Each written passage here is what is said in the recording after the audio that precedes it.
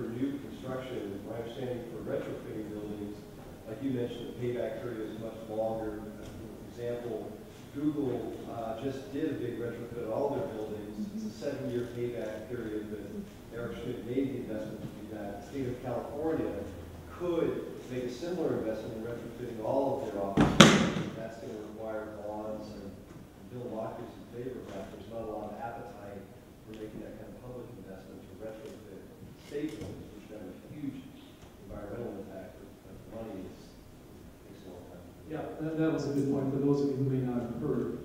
The 1 to 15% increase was for new construction. What's the additional cost to retrofit the building? And is there money that's going to be coming to do that in state buildings? And there's bond issues that we need to include and such.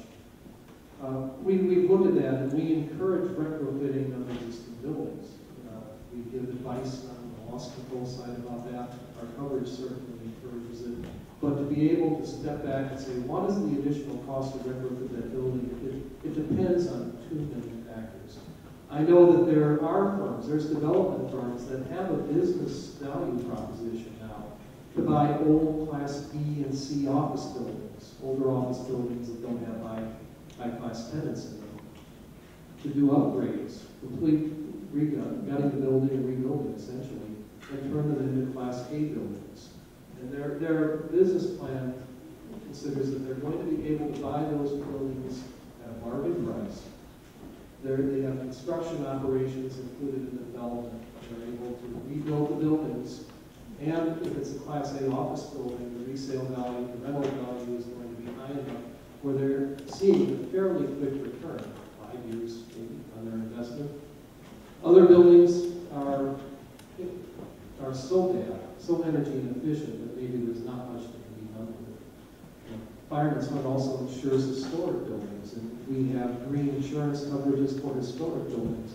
And we see that a lot of historic buildings are easier to green than buildings that were built in the 50s through the 70s. As funny as that is, but there's more natural light coming in. Perhaps the quality of construction and the materials that were used during the original construction of those buildings were more substantial. It doesn't take as much money to upgrade them.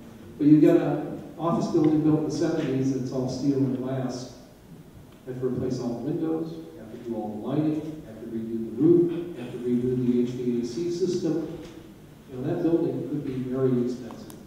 So it depends on so many external factors.